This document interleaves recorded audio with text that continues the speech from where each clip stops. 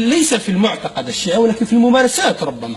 لا، في الممارسات أنا قلت يعني اليوم أو أمس إذا الممارسات شكلت خطر على الأمن وعلى السلم الاجتماعي فنذهب بعيدا، يعني انسجاما مع الدستور ومع العصر الحديث. ربما الأئمة أو الحريصون على المرجعية الدينية لا يوافقون على هذا، ولكن أنا كشخص مارس المهام التشريعية ولي يعني الروح القانونية دائما تحضرني في هذه المناقشة هذه القضية. لماذا لا نذهب حتى نتفادى يعني الصدام والدخول في العمل تحت الأرض؟ لماذا لا نحدث يعني أو استحداث قانون ينظم هذه المسألة؟ نعم، هل لديك تصور حول والله يعني الفكرة العامة إذا كان فيه ما يسمى بقانون الشعائر الدينية لغير المسلمين، وهو القانون الذي صدر بمرسوم سنة 2006 وجنبنا العديد من المشاكل وقدرنا يعني نسيطر على المسألة.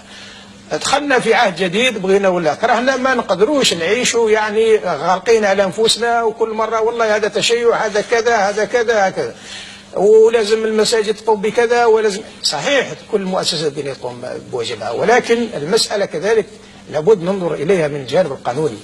هل نبقى في نفس الاسلوب وفي نفس الطريقه في التعامل مع هذه القضايا، ام نذهب لايجاد ميكانيزمات وقانون يحفظ لهذه المجموعه أنها يا سيدي راك الشيء الله يسهل عليك، أنا نحاسبك قانونيا لما تمارس مهام على مستوى مؤسسة الدولة، نحاسبك على تصرفاتك في المجتمع. إذا لا يوجد هناك خرق للقانون الله يسهل عليك. عندك شعائر باغي تمارسها نضبطوها قانونيا. قال والله أنا عندي مجلس أعزاء، عندي مانيش عارف كذا، عندي كذا، فيه ميكانيزمات وفي قانون ربما يعني يروح يعني يبلغ في عند مصالح الأمن، قال عندي 10 عناصر هم جايين ضيوف عندي بندير يعني حسينية اليوم ولا بندير عزاء اليوم. يعني ما عادش يعني العمل تحت الطاولة أو تحت الأرض. نخلوا المسألة ناقشوها من جانب آخر.